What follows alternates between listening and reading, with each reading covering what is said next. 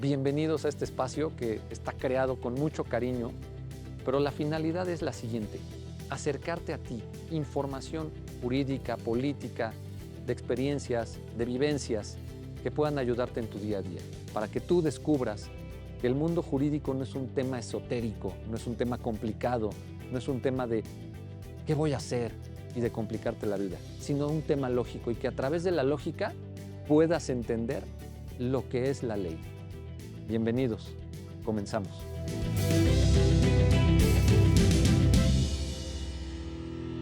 Hola a todos, bienvenidos nuevamente a este su podcast de buena fe.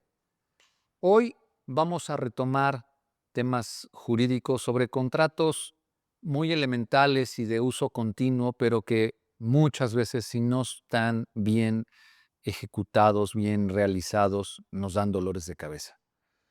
Hoy quiero hablarles del contrato de arrendamiento.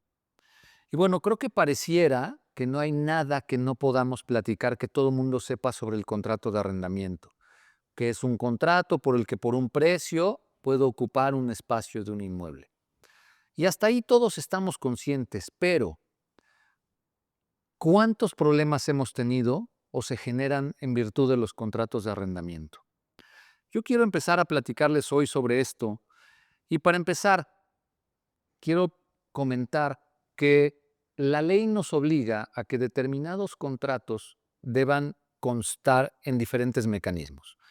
Y el arrendamiento es un contrato que forzosamente debe constar por escrito, aunque sea en una servilleta, pero por escrito. Y al decir que sea una servilleta, no quiero que se entienda que es exactamente así, porque hay que tener cláusulas muy claras para que nos protejan tanto como arrendador o como inquilino. Y a veces las dejamos o las pasamos por alto y desgraciadamente nos metemos en problemas. Me ha tocado ver gente que tiene contratos, sí por escrito, pero que firmó fulanito por ausencia de aquel. Eso de firmar por ausencia, mucha gente se sabe hasta las siglas y le quiere poner PA. No existe. Tiene que firmar la persona adecuada. Y en función de eso tenemos que ir cuidando todo lo que sucede. Hoy incluso tenemos problemas como ley de extinción de dominio, donde podemos poner en riesgo los inmuebles si no tenemos la certeza de quién firmó, qué está haciendo, qué va a hacer, para qué se va a dedicar, de dónde vienen los recursos para pagar la renta. Y por eso hay que ser muy cuidadosos con los contratos. También tenemos comentarios de la gente que dice, si tengo un inquilino por más de X años, se va a volver dueño del inmueble. Falso, eso no ocurre así. Pero lo importante es tener un buen contrato para demostrar que esa persona está ahí precisamente como consecuencia de un arrendamiento y no de otra situación que sí pudiera darle acceso a considerarse propietario.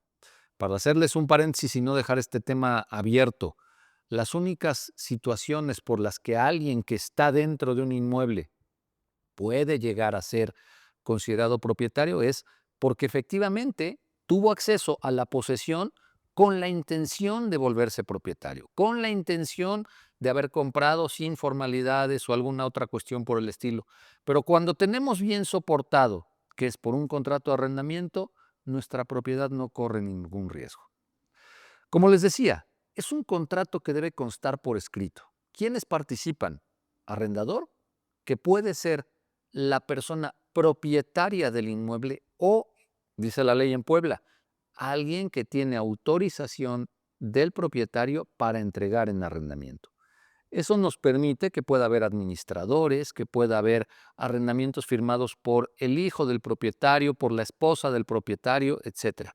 Pero necesitamos una autorización también por escrito, sin una formalidad específica, para que esa persona pueda entregar la posesión de un inmueble a otra y pueda gozar de arrendamiento. La segunda persona que participa, el inquilino, o, dice la ley, arrendatario es el nombre correcto. Y bueno, pueden ser personas igual físicas, jurídicas o morales. Lo que hay que cuidar es que quien firma en representación de una persona moral tenga esas facultades de representación para tomar en arrendamiento un inmueble y que pueda comprometer el patrimonio de la persona moral para asumir la obligación de pagar la renta. Esas son las dos personas que participan primordialmente, pero siempre viene una tercera, que es el fiador. Algunos le llaman aval, no es lo mismo. El aval opera solo en materia mercantil y en títulos de crédito, que son el pagaré, el cheque, etcétera, pero no en los contratos civiles como es el arrendamiento. En materia civil, la persona que garantiza las obligaciones del inquilino se llama fiador. Y bueno, muchas veces se cree que el fiador forzosamente debe tener un inmueble como respaldo. Es más, algunos dicen un inmueble en garantía. Y esto es todavía más complejo. No es que deba ser así, pero a veces nos da mayor certeza saber que el fiador, que es alguien que viene a respaldar la obligación del inquilino, tiene un patrimonio contra el que podemos cobrarnos si esto llega a un incumplimiento en el pago de las rentas. Y por eso se ha vuelto costumbre, aunque no es una obligación, que quienes entregan en arrendamiento pidan que haya un fiador y que acredite que tiene solvencia económica siendo titular o dueño de un inmueble. Por eso es que surge esta figura. Pero también hoy quiero hablar de otro tema que se ha vuelto muy utilizado y que poca gente conoce. Y hablo de las pólizas jurídicas de arrendamiento. ¿Qué es esto? La gente se ha creado la idea de que cuando no encuentro un fiador tengo que contratar una póliza de arrendamiento. Y no es un tener que, sino que a algunos les ha dado cierta seguridad. ¿Qué significa esto de la póliza? Se le ha tomado ese nombre porque mercadológicamente creo que suena muy bien, pero bueno, es un contrato de prestación de servicios pagado por anticipado. Y ahora vamos a hablar de qué servicios contempla. Pero no es una póliza como tal, ¿no? Se le ha denominado así tomando el símil de las pólizas de seguros, que ahí sí, la ley que regula a las aseguradoras y al contrato de seguro le llama póliza al contrato, al documento en el que constan las características de lo que está asegurando esa aseguradora.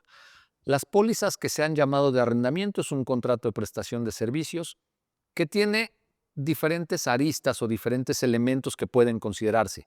No siempre son iguales, depende de la póliza que se contrate, pero la mayoría lo que hacen es ofrecer una investigación de quién es el futuro inquilino, ofrecer una investigación de su trabajo, de su registro en el portal que refleja cómo es su actividad crediticia, llamado buro de crédito, hacer una investigación de quién es, dónde lo podemos encontrar, etcétera, porque muchas veces no sabemos ni dónde vive o vivía o de dónde sale ese inquilino. Segundo elemento que prestan, bueno, la celebración de un contrato en el que muchas veces ponen penalidades importantes y ahora también en un momento hablaremos de las penalidades de los contratos de arrendamiento. Pero también muchas de las ocasiones estas pólizas jurídicas ofrecen un servicio para decir, si te deja de pagar, yo lo saco. Y bueno, ahí habrá que tener cuidado y siempre cuestionen cuando contraten la póliza cómo lo sacas y qué mecanismos utilizarías. Porque al final la ley protege la posesión y aunque el inquilino deje de pagar, la posesión está garantizada. Pero la ley también permite utilizar ciertos mecanismos como un incidente de lanzamiento en juicio, etcétera, mediante los cuales podemos recuperar la posesión si mi inquilino deja de pagar.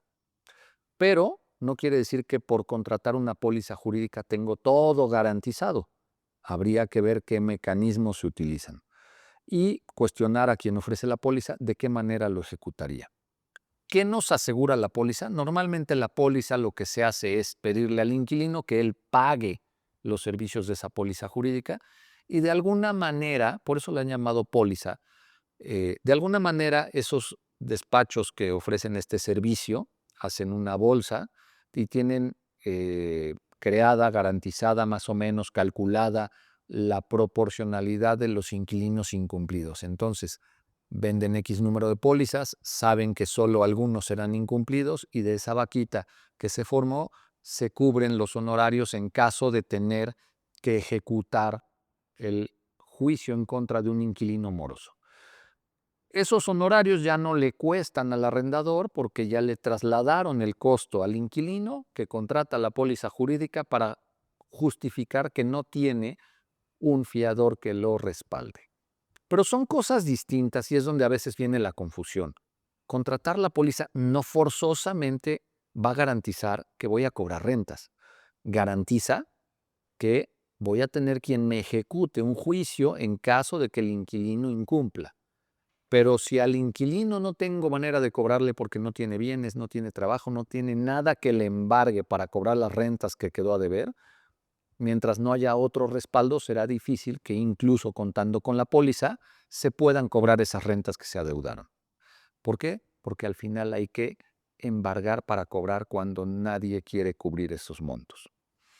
Y bueno, hasta aquí un poco el tema de la póliza jurídica.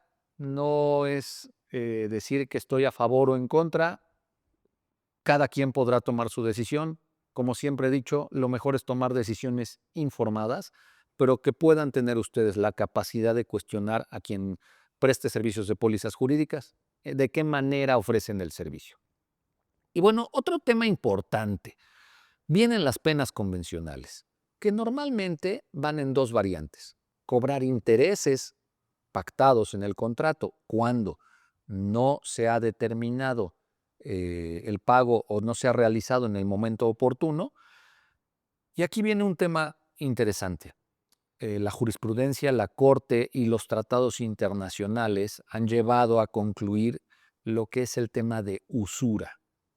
Y en términos prácticos, no hay un monto establecido para interés que se considere usurero, pero sí hay conceptos que ayudan interesantemente a entenderlo. En tratados internacionales se ha establecido que se prohíbe el abuso del hombre por el hombre, y por eso el cobrar intereses elevados es una violación o un abuso que ejecuta un hombre en contra de otro hombre. ¿En qué medida podemos considerar que un interés llega a ser un abuso?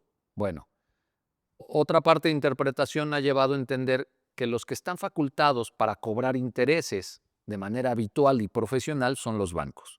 Entonces, lo que obliga a la ley y la jurisprudencia es analizar el tipo de relación que tienen las personas, el tipo de personas con la capacidad económica que tienen, el tipo de operación, tomando en cuenta el monto del arrendamiento, etcétera, y en función de eso, tratar de analizarlo a la luz de operaciones similares. Por poner un ejemplo, una tarjeta de crédito cara, ¿cuánto cobraría por interés? Eso cobra ese que habitual y profesionalmente se dedica a prestar dinero.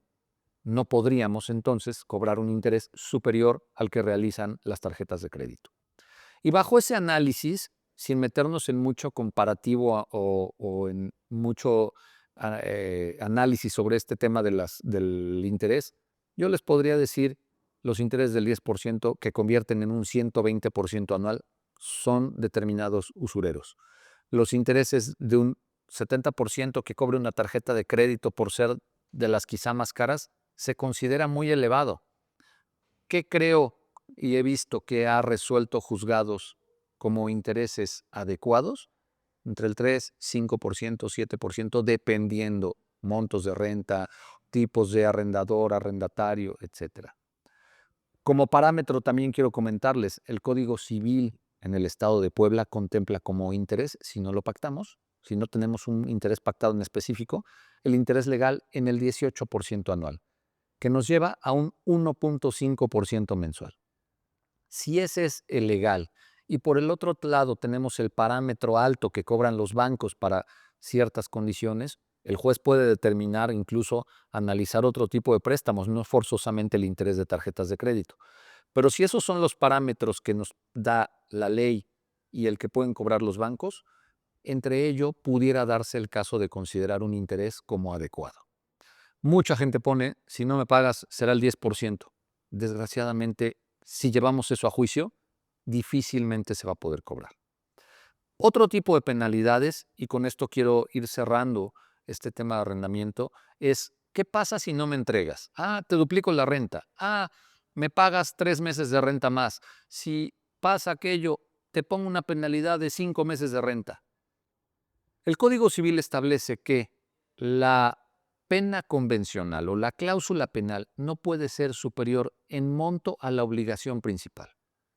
Por ende, si mi obligación principal es pagar meses de renta y el mes de renta vale 20 pesos, mi pena convencional no puede ser superior a los 20 pesos ni superior a un mes de renta.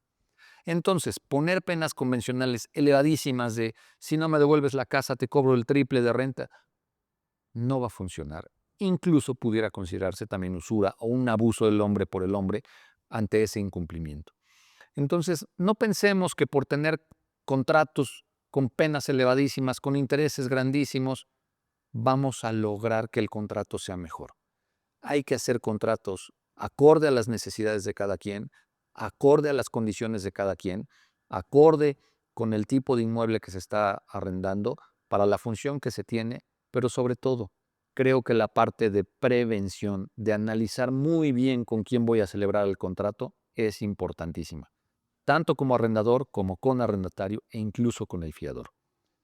Con esto quiero darles un poco de información para determinar en qué casos a veces nos conviene decir no celebro el contrato o sí, pero bajo estas condiciones. Y poder tener una gama de ideas sobre las que hay que seguir investigando para el contrato que voy a celebrar para verificar si me convienen o no me convienen.